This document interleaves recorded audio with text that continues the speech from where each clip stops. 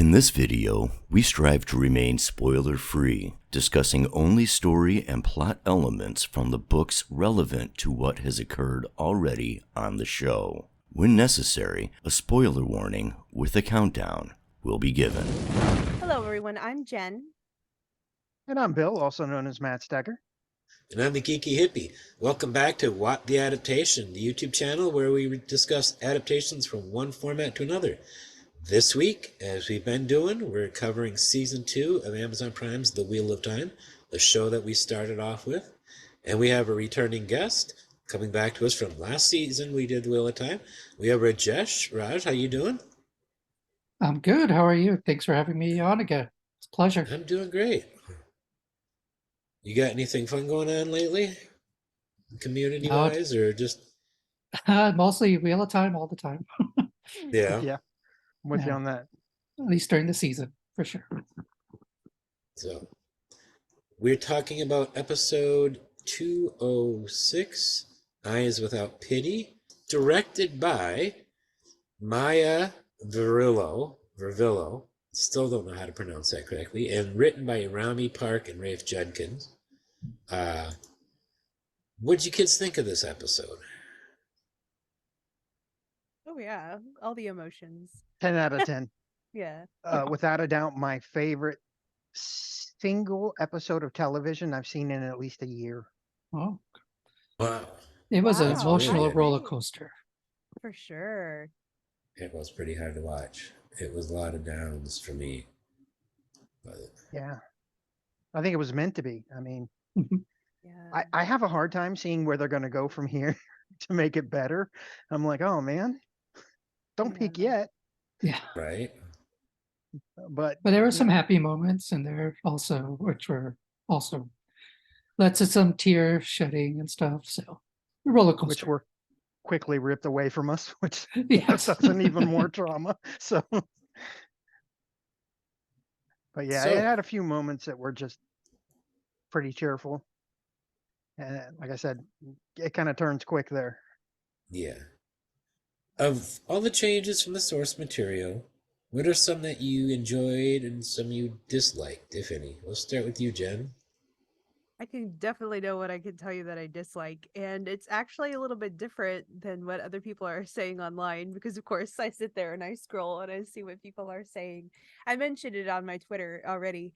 But I don't like what they're doing with Min's storyline. I understand where they're going and I commiserate with her. I actually feel terribly, incredibly bad for her. My heart reaches out for her. But just like we were saying earlier, I don't know how she's going to recover from the betrayal with Matt. They're sabotaging her relationship with him. But anyway, seeing what they're doing with Min in the show storyline anyway, that betrayal with Matt, I don't know how they're going to get over that hurdle. I feel really bad for her. She's in the very low spots. Of course, the way that, episodes are written, it can only go up from here.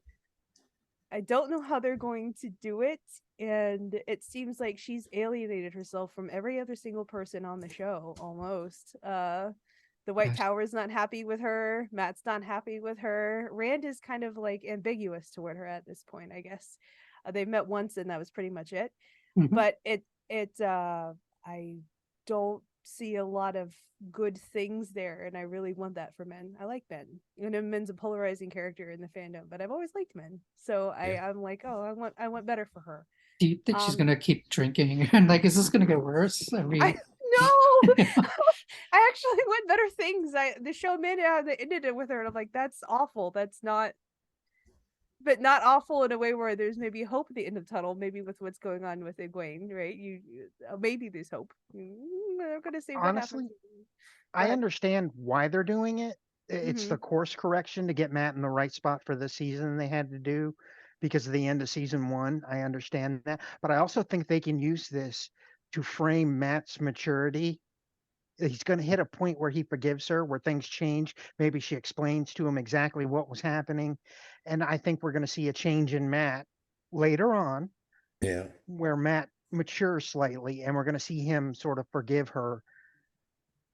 She's going to spend more time around Rand and maybe change her perspective as well. So it sort of gives a chance for a redemption arc there that we didn't really have a anybody to be redeemed in the book in that manner. So, yeah, I see why they did it, but I also see how they could use it to their advantage. So I'm hoping that's what they're doing. Okay. Mhm. I just realized that it's now going to probably turn out that the Rand's three women, the women that he's romantically involved with, he won't have met on his own. He'll have probably met them all through Emmons Fielders. Yeah. He's probably going to Yeah. meet Min through Matt. He's going to meet Elaine through Egwene or Nynaeve, one of the two. And he's going to meet, who's that other one? Avienda Avienda. from Yeah, Perrin. Avienda to Perrin. Perrin. Yeah. Have fun spoiling that one with that little sign. That is. You just a gave away spoiler. the thruple, man. What's wrong with you? I'll sign it. I'll put the sign drop. I know you drop will. on I that. know you will. I just had to give you a hard time for it. You know that. That's Yeah, what I'm here for. yeah. I Okay, know. I one appreciate change I could not stand. Lady Suroth mispronouncing Daka Vale as Daka Valley. That drove me insane. Every rewatch, I'm like, don't say it. I Don't always say said Daco Valley. Daka Valley. No, I said Daka Vale because I listen to the audiobooks and it's always Mm. pronounced Daka Vale, Oh, well, Daka Vale, yeah. Daka Vale. And it's also Moggy Dean. So, Or Yeah. Mogideon. Yeah, It Mo swings. Gideon. yeah. Yeah. It's See, Raj got it. I didn't really don't see a know. change I didn't like. There was a change that doesn't necessarily sit wrong with me. I'm puzzled. That's the fact that Matt sure as heck took Rand being the Dragon Reborn and having channeling ability really, really well. Whereas in the books, Matt's the one who's freaking out. Get the hell away from me, you freako weirdo mutant. You're going to kill us all. You know? Here, he's like, okay, cool, sure. I'm like, I think because he's already had that Dark Night of the Soul in season one he's already had his and betrayal. half of this season. So I think that's why they okay, didn't lean into that more. He's all going to right. be a little more accepting if he gets back with Rand because we don't know where they're going to go from here exactly. I have a feeling he's going to be rounded up in the city by Aes Sedai. But we'll get to next week's episode because we might be having some prediction. Might have a prediction section this episode because I've got a prediction and Bill had a prediction. Did you have a new prediction or was it the same as last week? Mine's pretty much same as last week. Okay, all right. What about you, Raj? I want to hear what you have to say. So this wasn't really a change that I dislike, but I think it could have been more, was the scene with the Forsaken Temple, or like the idols, the statues. Like, I really wanted that to be a place where they like really gave us some Forsaken lore. And unfortunately, it just seemed like it was set dressing, and I think it was a missed opportunity, and that was kind of disappointing for me. I thought, like, when I saw like some previews, I thought, okay, this is, now we're finally going to get like some Forsaken lore, maybe some names or some descriptions of them, but they're clearly still holding out on that for now. Very Weathertop Yeah. to me from Lord of the Rings, the movie. It's like they just like, you don't know what Weathertop is. If you just watch the movie, you're like, Weathertop, we'll be safe here tonight. Which, spoiler alert for Lord of the Rings, that doesn't happen. But I was like, what what's so Right. special about Weathertop? Like I, that's I, kind lo- of like they don't go into it. I love the irony of bringing Land there specifically because they suspected he was a dark friend. Did they So expect him to start Yeah. worshiping one of the yeah, statues? I don't or, know. like- Like he was going to fall down and start bowing to Landfear or Yeah. something. I'm like, do you think that would work? That would really be twisted. Oh my goodness. Yeah, Yeah. an image. Were there any changes that you guys particularly liked? Since we've talked, most of us talk about the ones we dislike.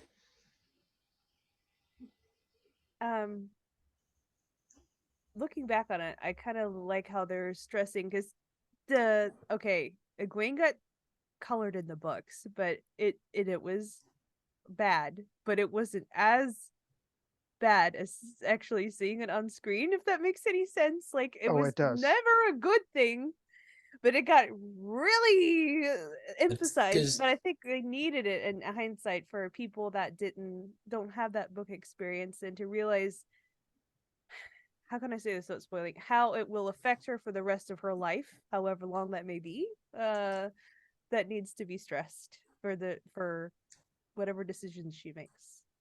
There, we'll put it that way. I yeah, liked that. Yeah. I really I- like. Oh, go ahead. No, go ahead, Rush.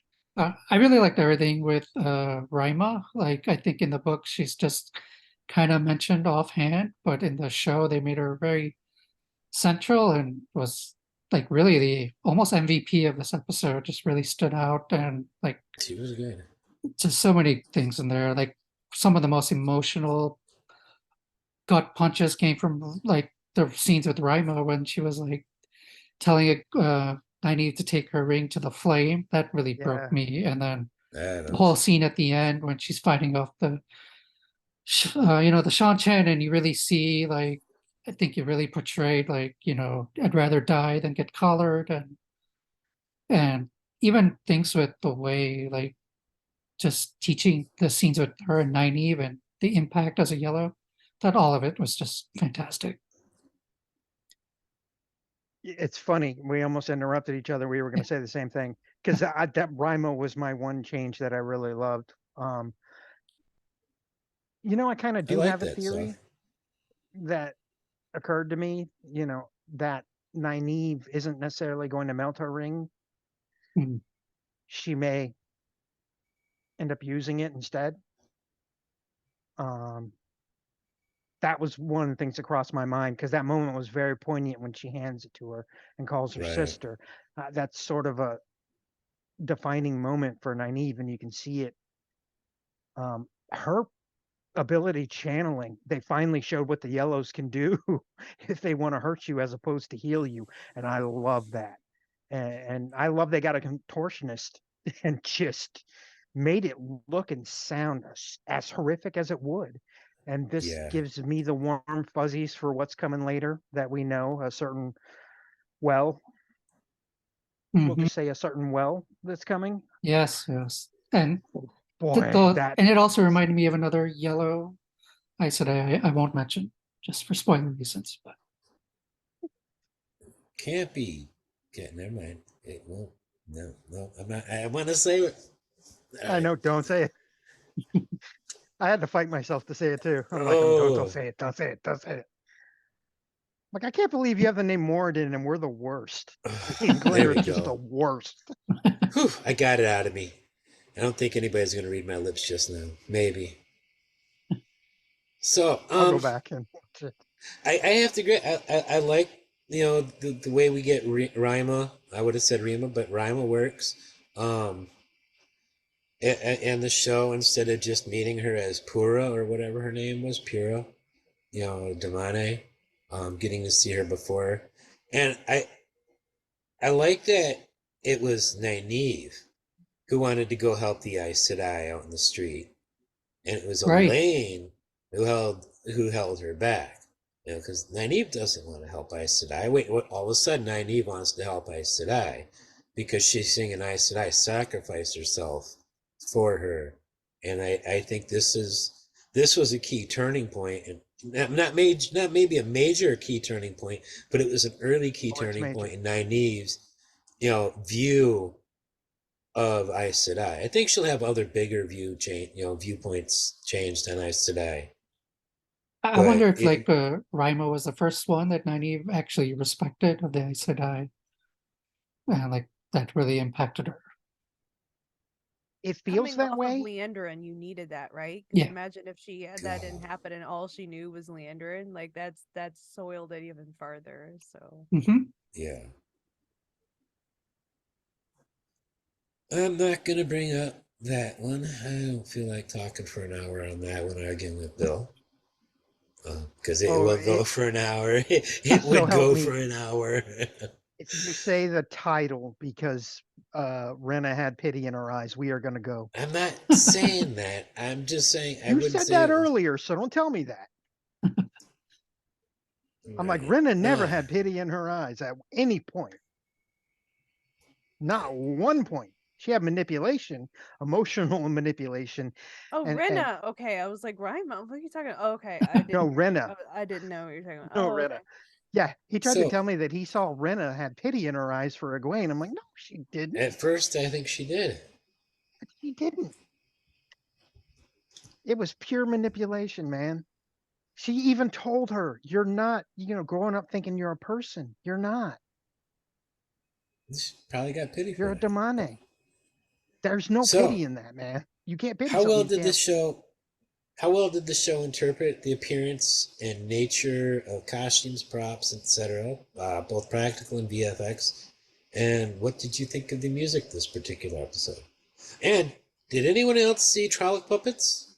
I saw Yeah, Trolloc yeah. puppets. I looked for them, Okay. but I actually couldn't find them. I have to look again. I was looking on the foregate for them. I'm like, we're gonna see a Trolloc, or is one gonna Yeah, bust out? I Maybe actually like was they were like the looking gigantic for ones, them. right? Yeah, it's the yeah, second Yeah. time we saw him. Yeah. Oh yeah. no, I have to look for it harder. You I got you actually got to was do you looking got for that. to I was like, did they take you them out? Okay. you have to do trickery to get around the darkness of the way they shot it.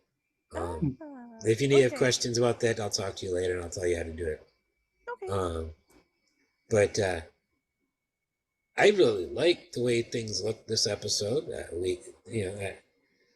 Nothing really to complain about. I complained enough last year about the way the rings look. But oh well, I've accepted them for what they are.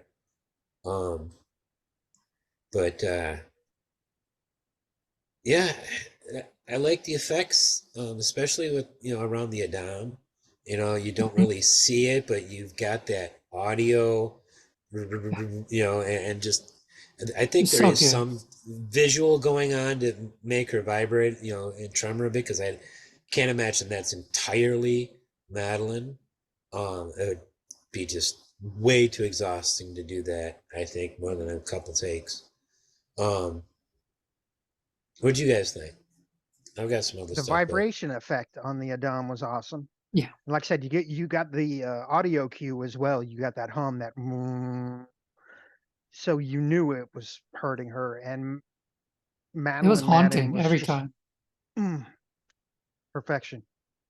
Um, yeah, everything about her situation. I mean, looked great. The music for those particular portions was also beautiful. Hmm. Um, I, yeah, I mean that really stood out to me music wise. Was particularly the beginnings and endings of those scenes between Soldom and Damane. The music during the scene with the where they like burn the tree is so good. Oh Oh yeah. yeah, and heartbreaking uh, and we got some tree singing, which was pretty freaking Mhm. cool. I don't that like the was cool. situation, No, but I do like that they had a subharmonic thing going on with sort of throat singing at the same time. That came out really nicely audio, especially if you're wearing headphones. You can hear it really mm. well. That was beautifully done as well. So I enjoyed that. Raj? Yeah, like you said, everything with the sound effects and everything with the just with the Adam and the bracelet were like so well done. Like every time that it started warbling and like you saw her hand twist back was like just really haunting, like the whole episode. I think all of it was done fantastic. The music was fantastic everywhere. Like just the tree scene with the fire was amazing. I noticed even in the end of the episode when they were like it there was like a sort of like this tension building music that was playing when Rena was trying to like in that final push to get Egwene to pour the water, and it was cutting back and forth with like the scene with Raima and Basan fighting off the Shanchan, and they were like cutting back and forth, and there was like this tension building music. It really made me think of episode 8, which I know people don't love, but I got the same vibe, that same feeling with the way it was like kind of orchestrated and set up. And I think it was like done really well in this episode. And I think the one thing I don't love in and this really happened kind of last episode, but was like is the nano body type way that they did the bracelet and when they put it on Egwene, and then kind of like the big kind of bib thing that shows up that they all have. Yeah. I don't know why they do. My guess is that the bib is just there because it's a visual medium and they want something really striking. But I don't Yeah. love it. Mhm. I just kind of accept it. I, But the I bracelet by itself and what we see like them working on, like Elaine and Nynaeve and Rima together, that stuff all looked great. I have no issues with the bracelet. Not with the bracelet, but what they do with the collar, and then it comes down to that chest piece type thing. I don't like that aspect of it. I think it's impractical. Otherwise, you're going to have really, really stanky damane because they can't change out of dirty clothes and put on clean clothes without that coming off. And so every time you want to clean your damane, you got to uncollar them and then collar them again or something. And I'm just like, you know, I don't have a problem. Like I said, I don't have a problem with the wrist brace, being basically a bracer. That I think it looks kind of cool.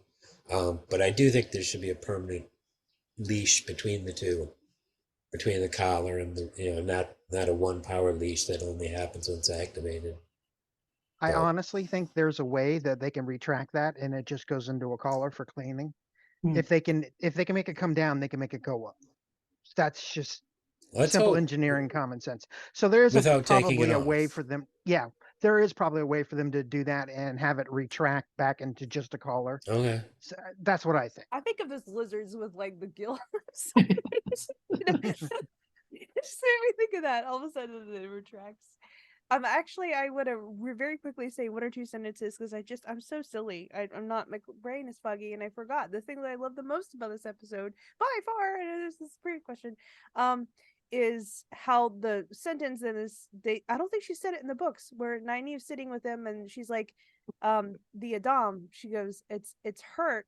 She goes, the only way that it's healed is to be on a woman. And that is such beautiful foreshadowing set up to how they figure out how it, how could a person possibly figure out how to heal it? So it's very interesting how they did that. That was the twist. So that was it. That was, I just want to briefly mention that. What I like about this, the effects and things of that is how other and different all the different cultures are being so far represented from the two rivers. The Shan, even the little things about, they haven't got a full explanation yet, but I love how the Suldam, if you noticed, the ones that have had dominate for a while, like the one that has that blonde haired little girl collared, Mary, got the yeah, full, Mary, she's got the full blue, right? yeah, Yeah. the And full if, Well, blackout see, Yeah. tattoo and if on you half I her think notice, it's a face. dark blue within with like a blue filling inside the outlining that you would see on Rena. and Rena's I got think the it's like, outline. I think Right. if you like again, like how the Maori do the tribal tattoos where they have like the chin pieces and things like that, and as they grow older, they do more face. Um, like I love how it's kind of like a different deviation from that because obviously Rena doesn't have a full dominate trait, but she's a Suldam and she doesn't have that, right? But she's got Right. the etchings that are starting here, and I think I don't know what their ranking system is or whatever. We don't know, Mhm. but I I think think so. I would think it would be very interesting that as you go forward, it like little things like that that's never ever once mentioned, but just casually Yep. watching, like you can kind of pick up on that. That's not even addressed. Rima's yellow shop. Can we just talk about how yellow her entire like the herbs hanging and everything like that? Just little attention to details I really enjoyed about this show. Yeah, so that's what I liked. As far as practical There's a effects. there's actually a word for in the old tongue that the Shan Shan use, for trainers, like other than Suldan, for like all the animal trainers. Mhm. Um, and I can't remember what it is, but then there's another prefix that they add on to the beginning of that implies like master at this Yeah, job. I was just And gonna say there, like do it's you like a remember what? Der Soldam or something, or It sounds right to me. So and Yeah. and I was wondering if they're gonna have even different like face makeup that makes them stand out even see, more. that's my assumption is that Rena is fairly low ranking as a Suldan. Mhm. Based on her facial mark, her facial tattooing or painting, whichever they're doing. Um, but that makes me wonder, why was she given Egwene? if she's so low on the totem pole as Suldam, why isn't a more experienced Suldam being given the most powerful channel they've seen in a long time? She's in Turok's good graces. That'd be my guess. Maybe, yeah. Maybe. Or actually Surath's, because she's one of Surath's Suldam. No, she gave it to Turok. So She's going to, but she hadn't no, yet. she did. But She was presented it okay. to Turok. But see, it was Rena last week who collared her. Yes, Came but in with that was her. presented to Turok. Oh, And Turok's okay. I voice see is what the you. one who Okay, says you need to collar it. okay. You're right. My mistake. I misunderstood. I misremembered and misunderstood No, what you that's were fine. saying. I It got you happens. now. Okay, so she would be Rena Turok Suldam. Yeah, I think just for whatever reason she's in his favor at the moment, so she's So given her shot. And I think this is her first due to the facial scarring is completely unfilled in at all. I think later we're going to see some that have some filled in, but not all. right. Maybe, each section is a year or something that they've spent with a certain Damane. Maybe we'll So see. I think it's going to be something like that. I do love the fact that they are bringing in the scarification into the Shan Chan as a sort of social aspect. Yeah. If you notice, Turok had a lot on his Mhm. head. Surath We does see that too. with had some all on the hers. blood. We see a little bit of it. The Yeah, one thing the blood that we see doesn't have is they don't have shaved eyebrows like Surath and Turok do. only the high blood has shaved. None of the people, right? And apparently all the people that Surath had in there with her were high blood because all of them had their eyebrows. I was watching for it.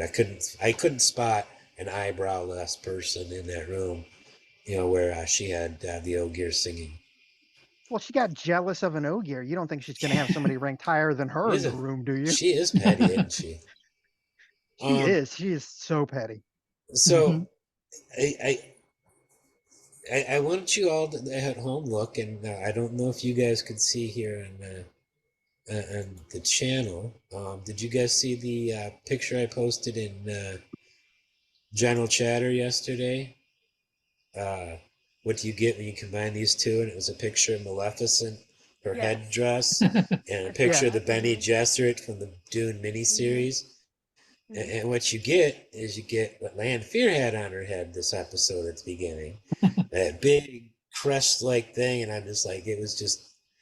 My first thought was, oh my God, I don't know if Bill's going to love this or hate this thing, because when I took a Oh, good I look, loved it. because I remember how much you hated the headdresses on Dune. There were And certain it no, just... I hated the Sardaukar headdresses on Dune because they looked like Okay. Pillsbury Doughboy hats. It drove me Okay. insane. Those giant Mass. purple chef hats. Just stop. Sardaukar would not wear that. Somebody hated the Benny Gesserit headdresses. Then I don't remember who it was. It might have been Max. It was you, Yeah, I think it Jen. was Max. I'm like, yeah, Oh, I had a thing about the Jen sun. doesn't like It them. was Jen. She's slowly raising her hand quietly. Uh, but yeah, I wanted to point that out. I thought it was kind of funny when I first saw that. And took a good look at it this episode. Well, now I'm thinking of Um, Maleficent when I see that. um, in the books, does anybody remember where the kennels were kept in the book? What kind of building it I was? only remember them on the ships when a certain person would Oh, go and visit on the way over and talking oh. about walking them. I only remember them being mentioned. Of course, they were mentioned there, but I don't remember May where she they live were forever. from. Sorry. She lived forever. Yeah, I remember Because that entire exchange really stuck out to me. That's all I could think of. I always had the impression that it was not like a prison or a dungeon or a cell, that it was like a converted Now I inn or remember. something. Like it was like a converted inn or dormitory, and Yeah, that they were yeah. in wooden. Yes, They were in rooms with wooden they were in a doors. manor house because Yeah, of I the got But the it was like there was no locking going on, and they didn't lock this door. This door just opens and closes. If you listen to the sound, you won't hear a locking mechanism going on with it. Which the whole point is you don't need it because they never say it on the show, but we read the books. We know the Damani can't go too far with that leash unless it's being worn, and That was one rule we didn't get on the show so far. yeah. Yeah. But you're right. So I I thought don't of know them as why. dormitories also. Yeah, And I don't know why they went with, maybe they just figured viewers are going to expect her to be in a cell. Let's put her in a stone cell that gets the oppressiveness, to be more heart intense. I don't know. Well, yeah. I honestly, I think it comes off more cultish if you put them in a dungeon and you isolate them, because basically what they're doing is sort of cult tactics with lack of sleep, lack of food, lack of water, and the brainwashing that's going on is very cult like. If you look into um, various cults throughout history, I mean, their tactics are very similar. So I think visually they wanted to make sure they were isolated. And if you're in a communal space where she's at least seeing other Damane, she's not going to feel as alone. So they want to get that break in there where it's really brutal and it's very isolated. I think that makes sense. And it Okay. certainly made the episode hard to watch and painful in a good way, if I can say that. I mean, it was a great episode. It sucked to watch sometimes because it hurt yeah, so much, but at the same time, it was so beautifully done that you kind of were okay with it, which is weird Yeah. to say, but you know what I mean. yeah. And I wonder if they have like a different arrangement maybe for the Damani who are more broken in or something. So maybe this is just for Possibly Yeah, they could have levels maybe of that as like new well. Yeah. Damani or in the cell type thing for just what you until said they're for broken. Yeah. I don't see Makes Miri sense. hanging out down there, or Maggie Simpson, as we call her. All right. What is the scene or sequence you most remembered, enjoyed, and or disliked? And if you Pour want to the do all three water. of those, if you want give one for all three, go ahead. Jen? Literally, just the whole sequence with Rena and Egwene. Yeah, I will tell you something. So Rena, I found out, is a non-binary icon. The Rena's actor goes by he, they, she pronouns. Celia is their name, and it was very conflicted because I was very attracted to that actor on the screen as Rena. you're not alone. I've seen Watching it. that everywhere. Yeah. Yeah, I mean, I was like, oh my goodness, my breath was taken He's away every time they walked around and were like, when they grabbed Egwene by the throat and lifted Egwene, I was like, this is bad. This is actually really bad. But at the same time, I wonder what that would feel like. well, I now you was know what like, I went stop through with it. Natasha O'Keefe, and when Rand grabbed her by the throat, I'm like, oh. Like when I was not expecting Rena just to power grab Egwene by the throat, and I'm like, this is, oh my god, Egwene, I'm so sorry. That's a valid thought. Other than that, oh my god, I wonder what that would feel like. Anyway, so then I thought of logistics of it. There's no possible way that they could lift another person up over their head and put them like just by the throat. How can they do that unless they're using some sort of power through the, I don't know how she that's possible. she grabbed her up under the thing comes down to here. She has leverage. She grabbed her under that and lifted Hmm. her up. It's very, So very strong. Very strong. Oh, Like that's yeah. why they have the extended bib thing so yeah, you can lift them. I was like, anyway, one-handed. Wow. It was like, that's incredible. But anyway, yeah. So that was my conflict of last week. for me, a standout scene was Matt and Min. Mm. Oh man, I just felt that pain so much at the end there when he says, I genuinely thought you were my friend. Mhm. That hurt so Yeah. bad because Min's not a bad person. She's like, She I just am. got it's just, oh man, that was really painful, and I think it was brilliantly done by Donald Finn. I mean, you could That's the feel palpable pain coming off him. I love that. Hard agree. that's Hard that's agree. the scene I wrote down for my least favorite scene. Really? Yeah, I just something fell off on it. I didn't like it. It Oh, might have just been entirely me, but just it didn't work for me. Could it be the men storyline that made it off for you? No, I've accepted what they're doing with Min. For the most part, Okay. because of they have to give her something to be doing while she's was tangled with Matt and getting Matt to where to fix what they had to do with Matt because of what happened season, back in Right. season one. Mm-hmm. Yeah, I mean, I really felt that scene. So I'm Yeah, surprised you have that on a yeah. don't like scene. I Anybody else have agree a with Bill. favorite? What? I What, just said Jen? I agree with you. I just said I agree with Bill. That's all. Okay. Sorry. I Um. really, really liked the scene with Matt and Rand's reunion. I thought that whole scene was very one of my happy tear up moments for this episode. It was very, yeah, Yeah, yeah, right there. This, my only happy tear up moment of, and there was lots of tears, believe there are me. lots of But Oh my tears. only yeah. happy one was that moment.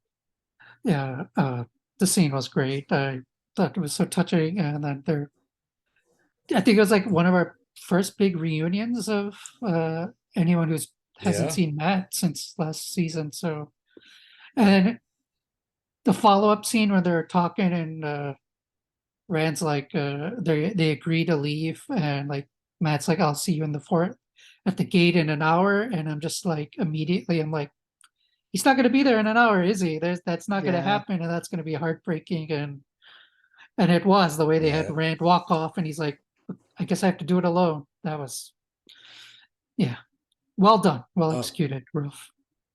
The yeah. So betrayal that is not a betrayal out of like what Matt feels is kindness out of like love, but it's the way it's taken by Rand is like yeah. we won't know, but obviously he must feel like goddamn Matt again. Why?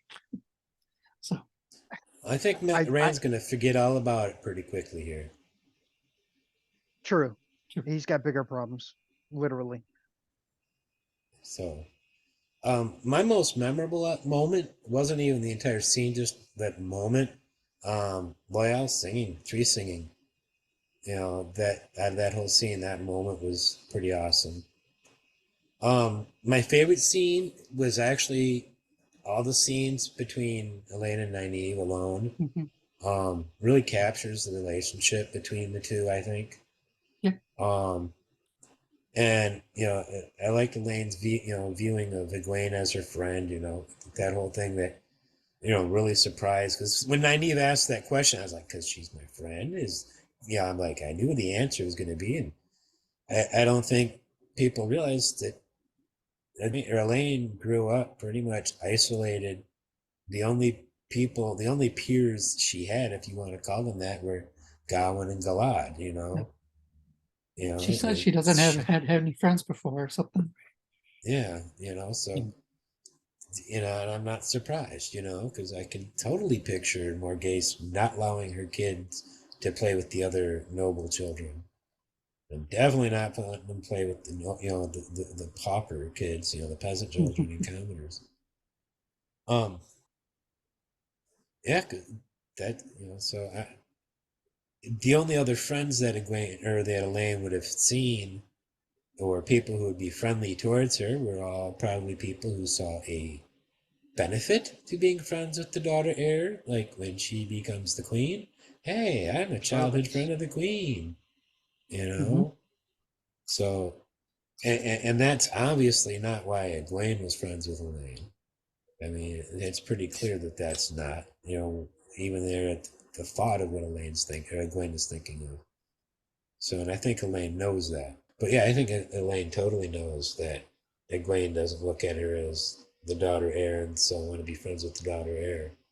You know what She the didn't even know what banter? the daughter error was. Yeah, Elaine Yeah. had to explain it to her. I think from Yeah. that She's like, that first scene when they're introduced and like yeah, Egwene's, she's like, "You're my subject," and Egwene's like, "Oh no."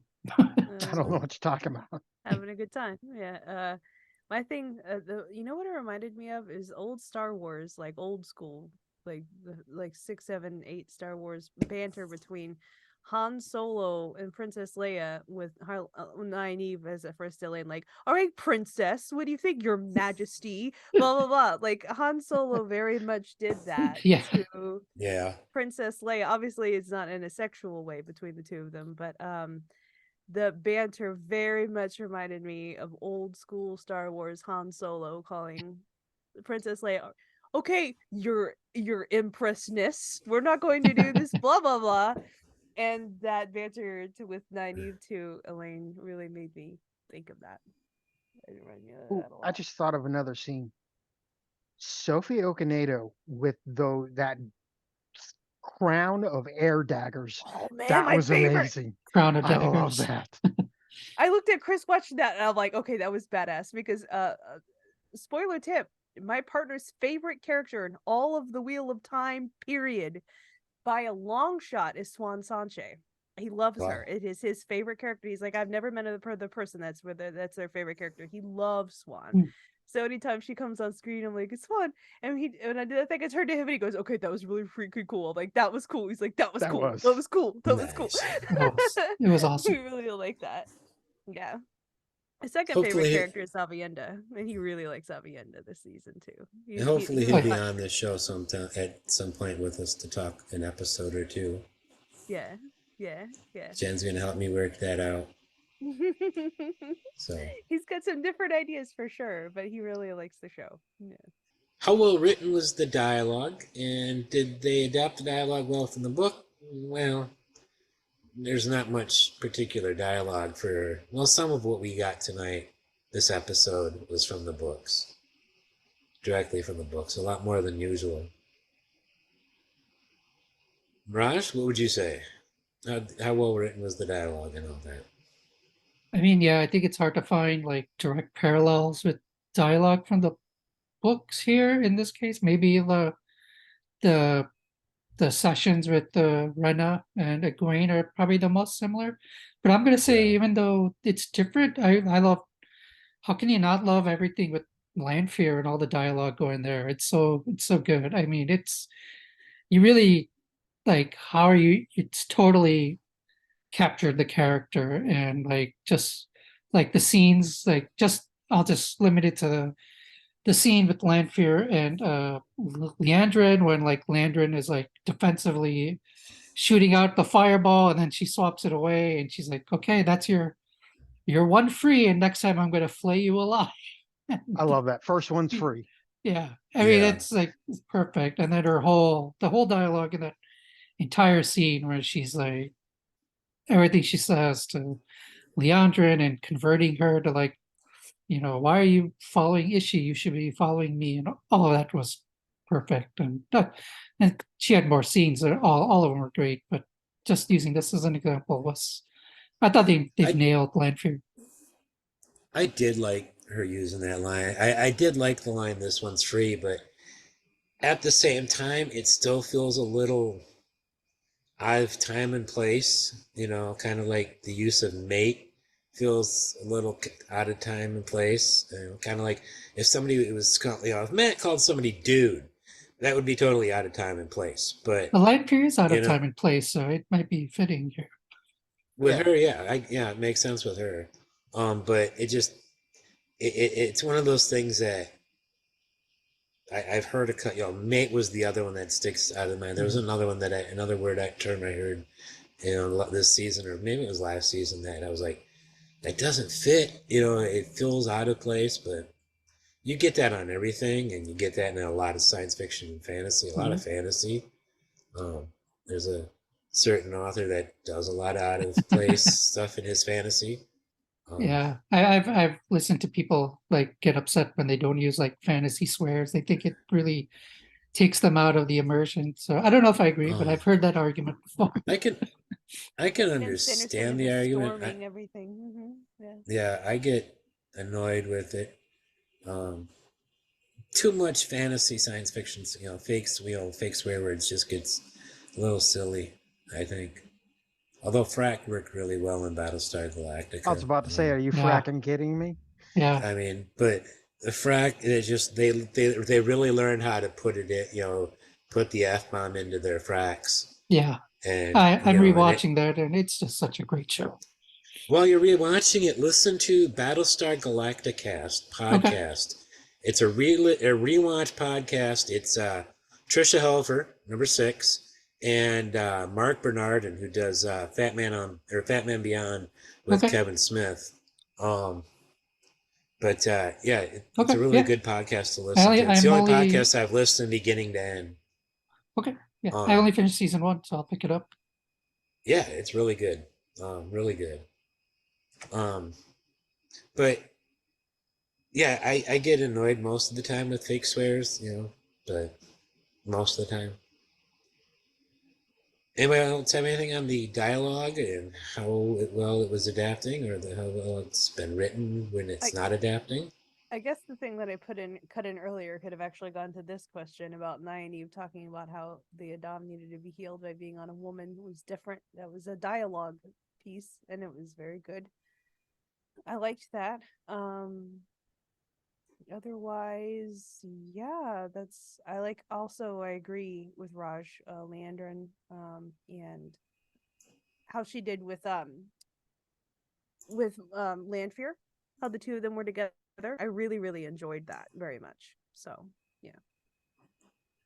There's one line of dialogue that sounded great and it was just delivered perfectly, that's either written inaccurately or the character was incorrect. When Rima said, so she broke all three O's, Elaine says every single one. Mm-hmm. But she's only broken two that we know of. When did she use the one power to make a weapon for one man to kill another, or someone to kill another? True. That's true. She didn't use the one power to make a weapon. She used it as a weapon, Yes. and she's lied. Yes. So she's broken two oaths. Yeah. Unless there's a different third oath there that we just don't know. We're only assuming we know what the three oaths are, because I don't think they've all been said on the show, have Yeah, they have. Yeah. The three When oaths all? Moraine, the binding Moraine rod. said them to Eggy. Yeah. All three of them?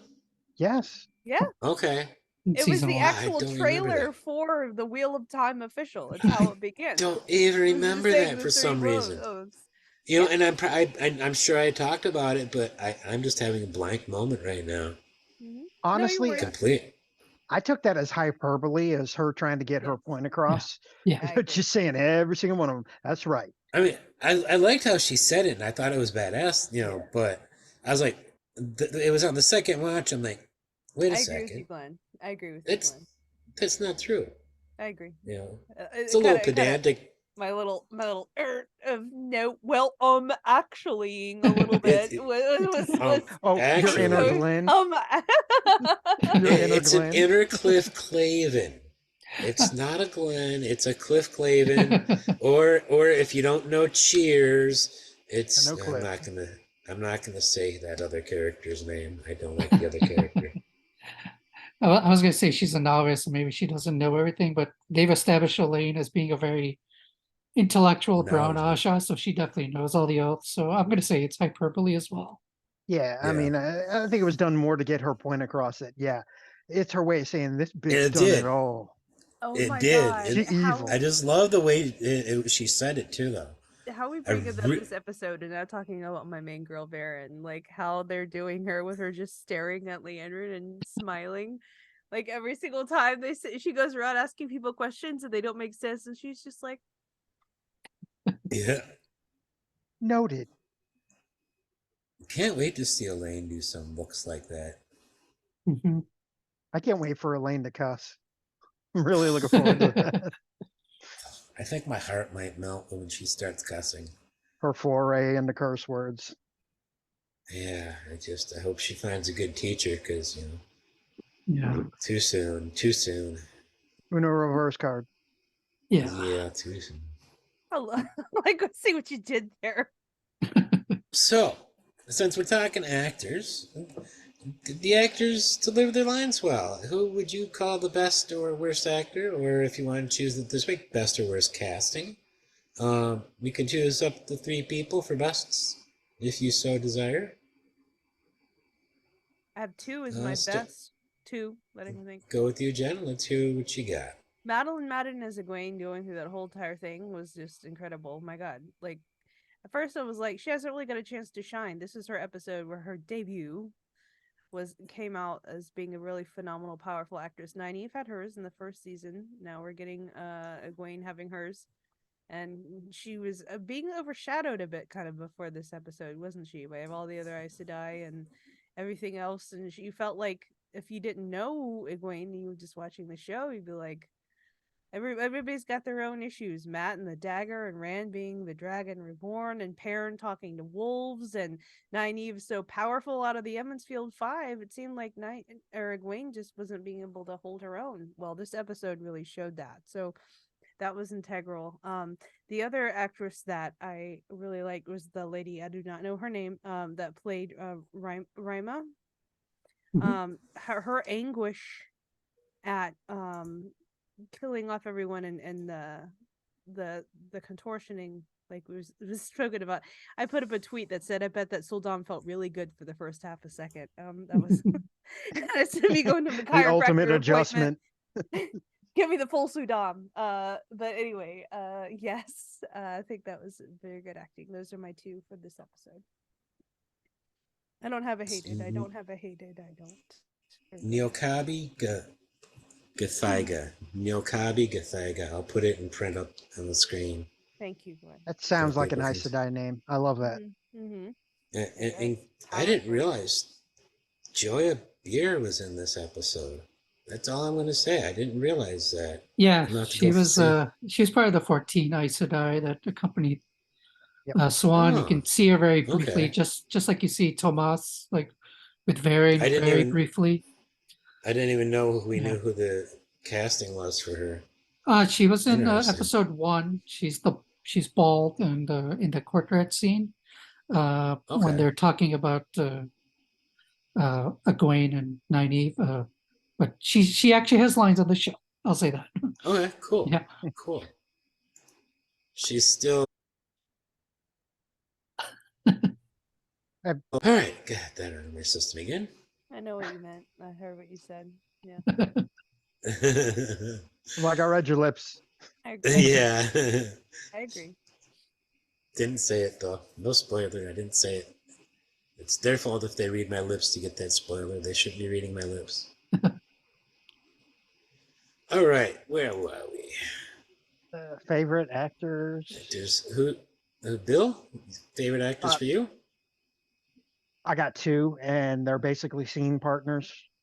It's Zila Mendes-Jones and Madeline Madden. I mean, those two playing off each other was just horrific, brutal, so well done, and believable, and painful, and lovely.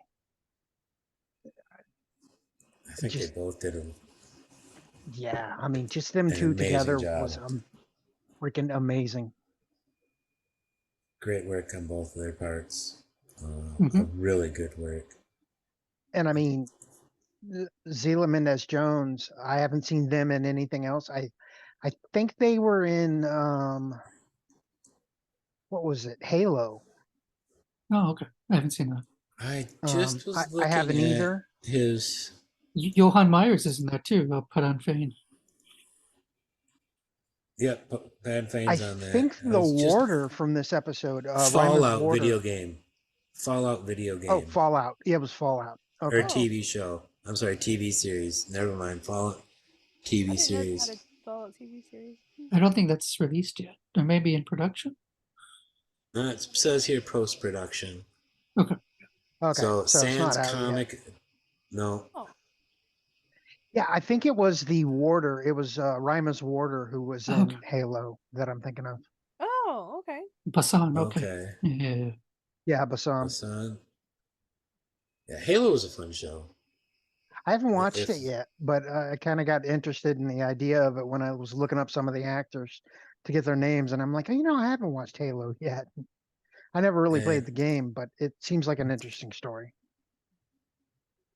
Basan is Bentley Kalu, and I think you might be right. Let me see.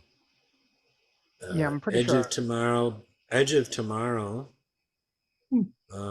Age of Ultron. Let's see. Halo, yes, 9 Okay. episodes.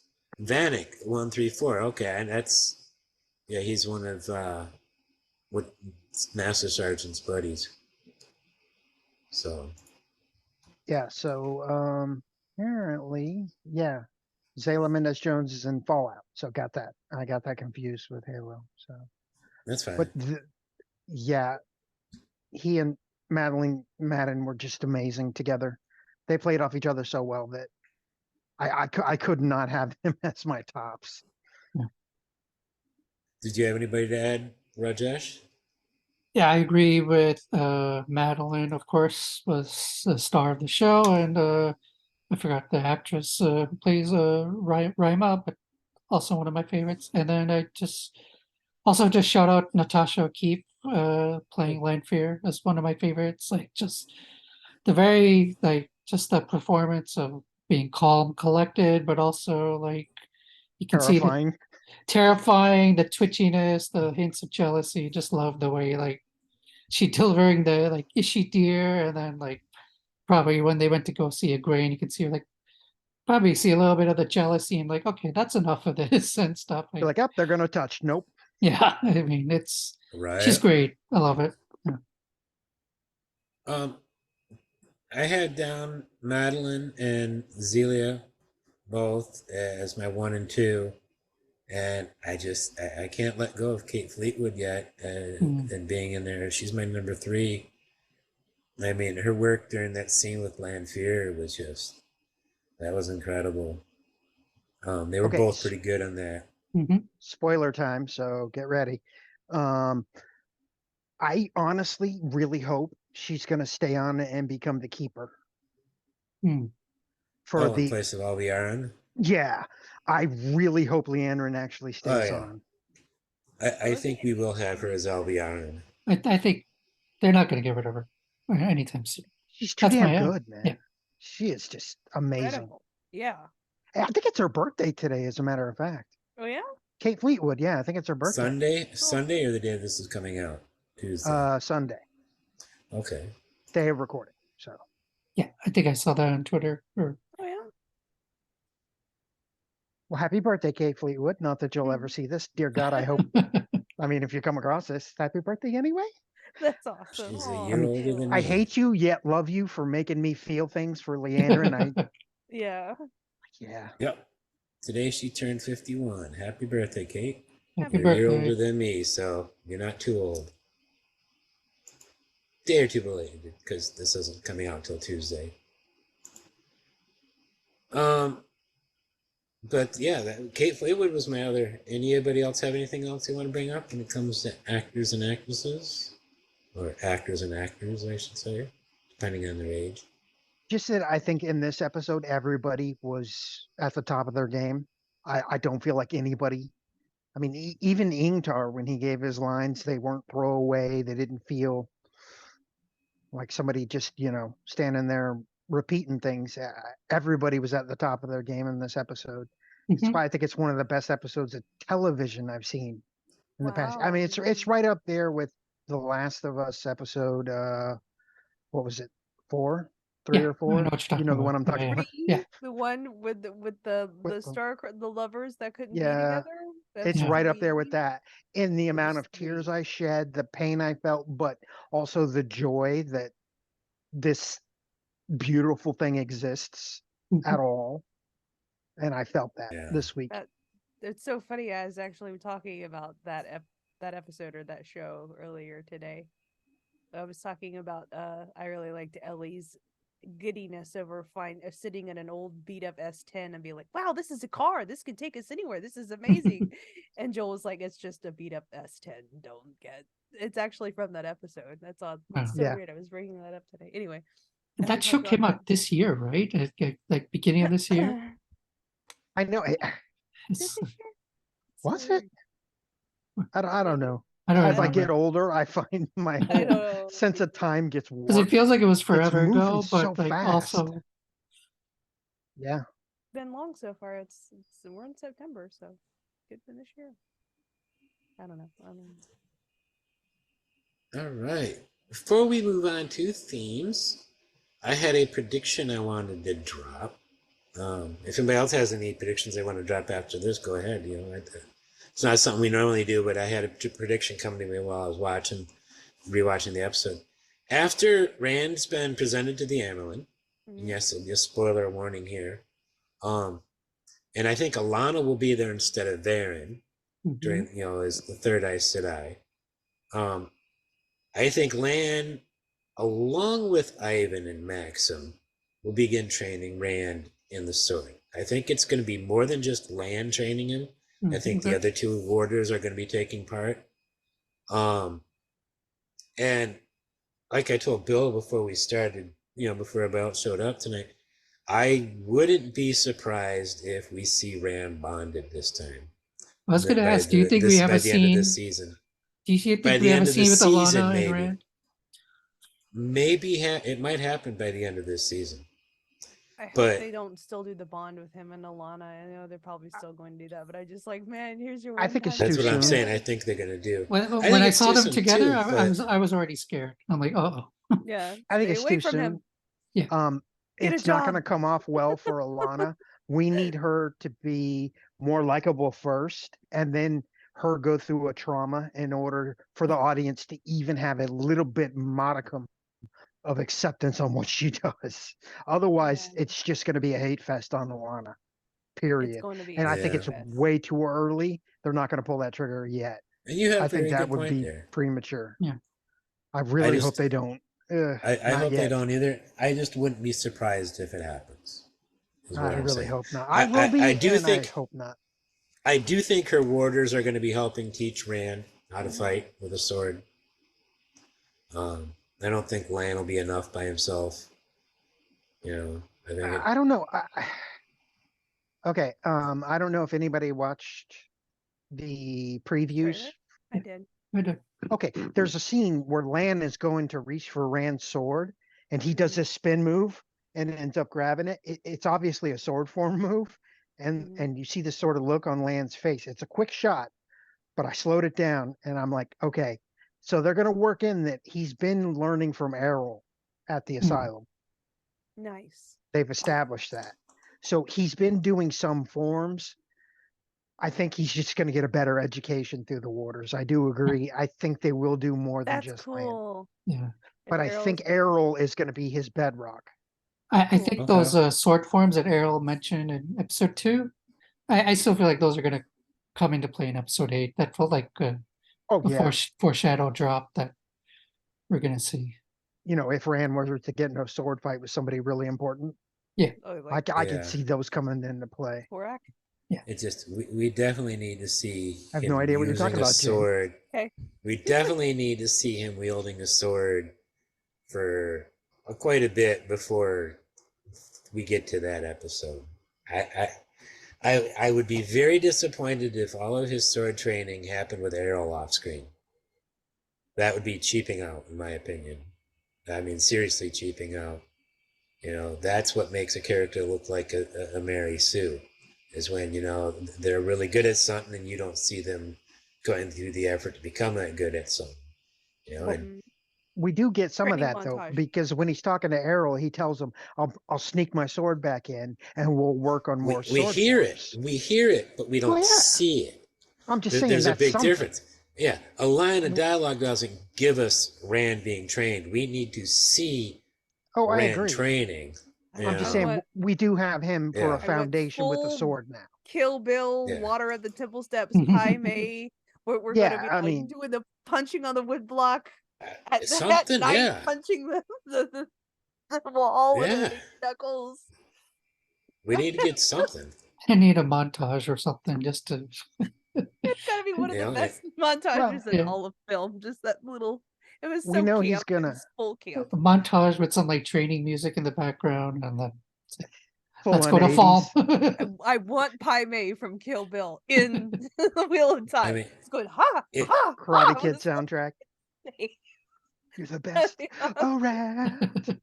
His little goatee. was like- They're never gonna be able to take you down. Did anybody else have any interesting predictions that have come to them recently that they wanted to share? The only I'd thing- still Sorry. stick to my fact that I don't think Barthanis is a dark friend. I think his mother is. 100%. Yeah, I Right. like that prediction a lot. That's how the Damodred house recovered rather quickly from the Aiel War. And Oh, that's a Lindsay- good Yeah. thing. And Lindsay Duncan would be really good at coming out as her character as a dark friend. Or they Yeah. both I'd are. love to see that happen. I could see they both are, but I don't get that vibe off Barthanis, but I do off her. Yeah. Yeah. I really do. So that's my prediction, is that I 100% believe, Moraine's younger sister is the Dark Friend. Mm. Yep. This was Did she you did sell the realize souls in the that dark for that. the first place we saw Barthanes was another adaptation of a fantasy series? He looked very familiar to me. So yes, No, I but was too distracted subliminally. by his 4 hairstyles. Yeah. Like, just pick one, buddy. Come on. He's played by Will Tudor, who was, let me double check. He played Oliver, who was, not sure which boyfriend that one was. That I think that's Renly's not Renly, but Loris's boyfriend that was worked at Peter Baelish's brothel. Oh, I didn't know he was in that show. Okay. Yep, he Okay. was on Game of Thrones. A lot of Game So of Thrones actors. there's a few. We've even got one writer, Dave Hill, came from Game of We've even Thrones. got a Harry Potter actor in Wheel of Time. Yasica. Oh yeah. Hey, Yasica. From Actually, I think there's Ravenclaw to another. Brown Oja. Makes sense. I was thinking of I would be. Kay Alexander was, you may not know it, but was Which- in Game of Thrones. Yeah, K. Alexander was one of the children of the forest. Yeah. Yep. There's somebody else from Game of Thrones. Yeah, Tam. Not just Tam. Not just Not Tam, just yeah. Tam. Well, Tam, but there's Yeah. somebody else, I think, Yeah. from Game of Thrones other than Tam, and that's what I'm trying to remember. Okay. That I don't know off the top of my head. And I think Yeah, there might that's- also have been somebody else from Harry Potter, one of the Harry Potter Tam was movies. a huge part in Game of Thrones. Yeah. He went from really bad dad to good dad, didn't he? To Played the both best sides dad of in that. fiction. Yeah. Yeah. Yeah. I was so happy when we So- got a cameo from him in Yeah. the season. I wasn't expecting it. So let's move on to themes. I will be letting the three of you go first because I don't want to steal anybody's thunder. And I have a whole bunch of ideas that I wrote down here. So I basically of the got themes, one. Okay. What caught your attention, and what do you think of these themes? And would you say they're relevant to the books, just the show, or maybe even events happening in real life? Bill, I guess we'll start with you, so you can make sure you get your one. Loss.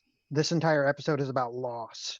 Everybody goes through a loss of some type, some way. Loss of a friendship, loss of a loved one, loss of autonomy. I mean, loss of innocence, just loss. Every scene is somebody losing something. We do have Matt and Rand meeting up together, but he loses Which is that fine. pretty quickly, Yeah. So loss was just glaring to me. I'm like, every scene is kind of a loss for everybody. You had Leandrin losing her son. You had the 2 Wonder Girls losing an Aes Sedai and their friend kind of at the same time. Mm-hmm. You got Egwene losing everything. She gets to keep her name, which is different. In the book, she doesn't even get to keep that. So, but everything else is stripped from her, including her humanity by the end of the episode, which is just brutal. I mean, yeah, it's lost, but I think it's very fitting with the books. That is a large aspect of the Wheel of Time as a whole. Dealing with loss, dealing with trauma, and there's a lot of that kind of going on in this episode. So that's what stood out to me. How about you, Rajesh? That's a good one. I think I was thinking about a little bit about the title, "The Eyes Without Pity," and I don't want to open up a can of worms, but I was thinking about that, and just in the way we see it from both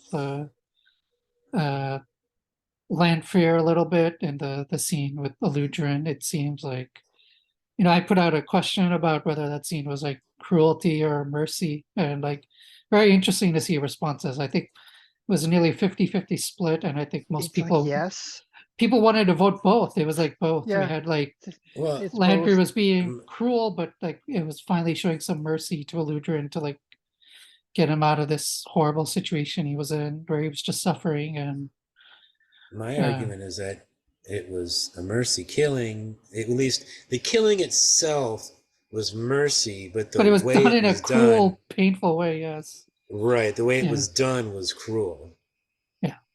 You know, And then, if she had done to him like she did to the guy on the horse, the guy on the right. horse never felt it. He never felt that. His head was popped before he would have felt it. So, illusion, that would have been mercy. Yeah. If she had done illusion that way. Probably even like the whatever the poison was probably more merciful or something than what we actually saw. Yeah. Yeah. And then everything with the Damani training was definitely another like example of, I think, just no pity in Rena's eyes, I feel, or in the Sean Chen and the way they treat Damani, right? Just because of that dehumanization that you see in the it's just like you would think any other nor like any human from not that culture would feel some pity, but you can just see how there's nothing there. They're just like, because they're so ingrained in their culture, how they treat people who can channel and Damani, that system just propagates. So I think those things stuck out. Jen? I'm just thinking about. I just haven't stopped thinking about Eludrin ever since you guys were talking about him. I just anyway. I can't even think of themes. I'm so stuck on why the hell, if she cared for him that much, she would keep him alive in that condition. I would anyway. I'm sorry. A little selfish, right? It's a self. Yeah, it's very selfish. So selfish for all those years of him just sitting in that bed and not knowing anything. Okay, I'm sorry. I can't. I need to focus on themes. I'm just so involved in that in my own head.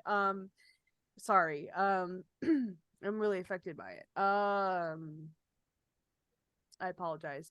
No, that's not a bad thing. I mean, I'm pretty affected by that. So themes. Probably, I think Bill had it the best with loss. I can't think of anything that even comes close to that.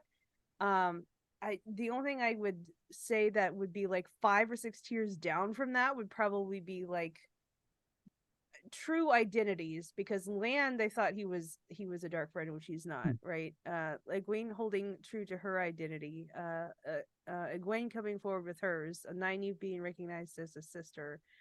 You guys see a little bit of even the Ogier. You get to see a bit of Loyal showing who he is, and also in a way Suroth's reaction to that. You get to see a little bit of what spurs her identity. I can't remember who I was watching. They call her Lady Bitch Face Suroth. Yeah. And I'm like, that is so perfect. She's got that for sure. But that doesn't encapsulate every character, because we already know Lanfear's identity, and there was no identity reveal in the Eludrin scene, so that doesn't really pan out for the two of them that well, does it? Kind of fizzles there, but it's still a theme that you see present, that I think is also pretty strong in a lot of the other characters we see. I think you see a little bit with Lanfear though, right? I think it's interesting that, like, last week we had that scene with Lanfear and Ishii, and they're talking about, are you going to betray me? And she's like, obviously. And then it's like, it's not even one episode later, and she's like already betraying him. Like, yeah, she's like already like gone full into like her true self, I would say, in a way of just like, I know what I want, and it's not aligned with Shamael, and like, I'm gonna, and she's like doing her plan. So I think it kind of fits also. Agreed. Anybody else have any others?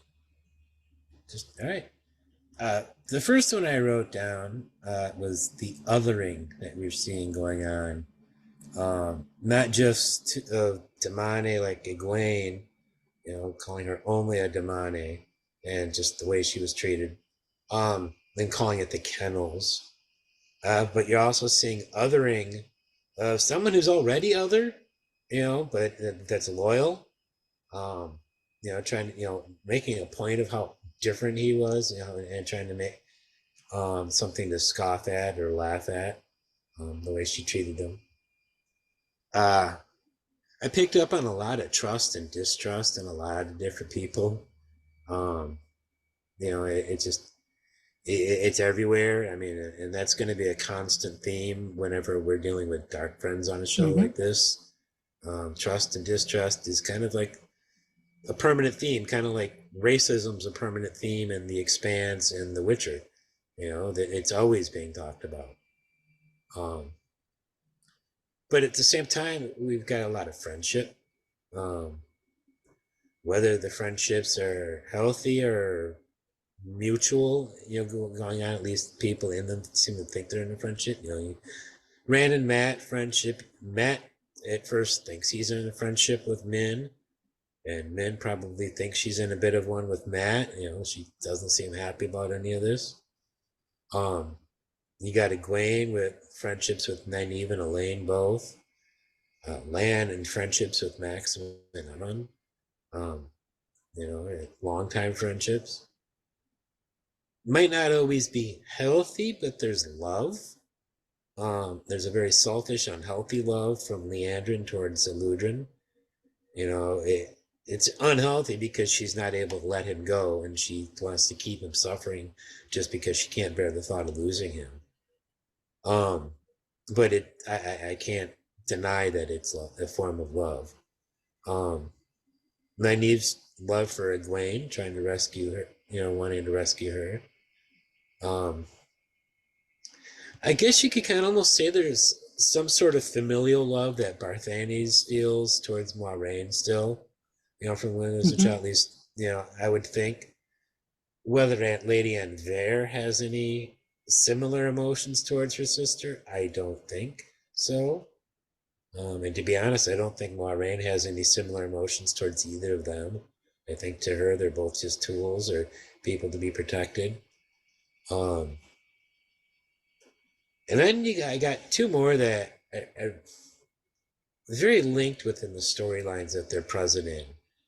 Desperation and determination kind of linked, a couple of times. Well, desperation, um, Rand's pretty desperate, to save Egwene. So is Elaine and Nynaeve, and that Elaine and Nynaeve's desperation to save Egwene is pushing their determination to save her. Let's see. Egwene is desperate to hold on to herself, her sense of self, and Min is desperate to get rid of being a seer, to stop seeing these visions. Oh, and Nynaeve has also been full of determination her whole career.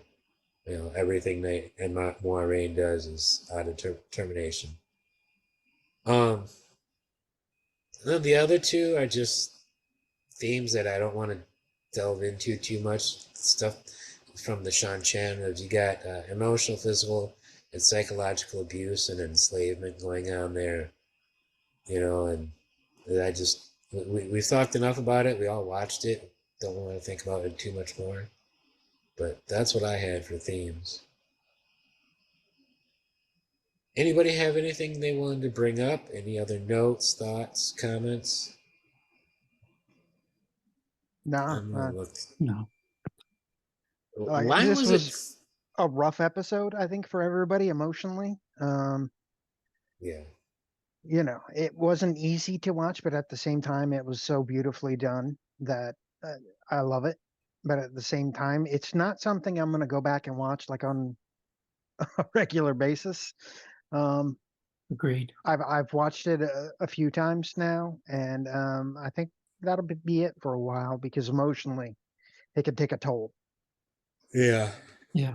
I watched it twice Excuse and me. it was tough the second time, and maybe some I reaction got you. videos, but it's not one you can just watch and enjoy. I Yeah, haven't I don't watched know. a single reaction to this yet. Not yet. Um, I've watched it 3 times, and I think I'm done watching it for a while, a good long time. I think it's an honest to God good glimpse at our past that we need to actually pay attention to.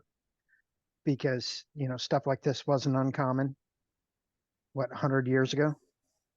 Yeah, It's not that it's long. not uncommon right now. So, you know, People are still enslaved right now in this yeah, world I mean, today. just recognizing it for what it is and how horrible it makes you feel. There's nothing wrong with that. Trying to see if there's any notes that I hear. Yeah, my whole thing was, most of the people who hate this episode don't want to face up to what some of our own past is like, and that bothers me a little bit. And I'm like, you should be able to face this episode and understand this is pretty accurate. Yep. Yeah, a So, lot. I mean, That's you kind of a should lot. feel bad. It's okay to feel bad when you're watching this. That's You're kind of a hot kind of topic supposed. issue where you and I live, Bill, like the critical race theory, not people not wanting them to be taught in schools and Yeah, situations but like I'm that. like, come on, man. Stupid. Probably the same It's people. it's basic history. It's not fiction. Agreed. You want to know how bad Just basic education fucking used to history. be? My mom was born in 1950. It wasn't until she was in college that she learned the United States dropped 2 nuclear bombs on Japan during World War II. How was that possible? I'm like, yeah, I knew that in like third They grade. just didn't teach. Back then, starting in the 50s and 60s, I'm gonna they believe didn't you, teach but, that in elementary, junior, or senior high school. that's She was a crazy. freshman in college.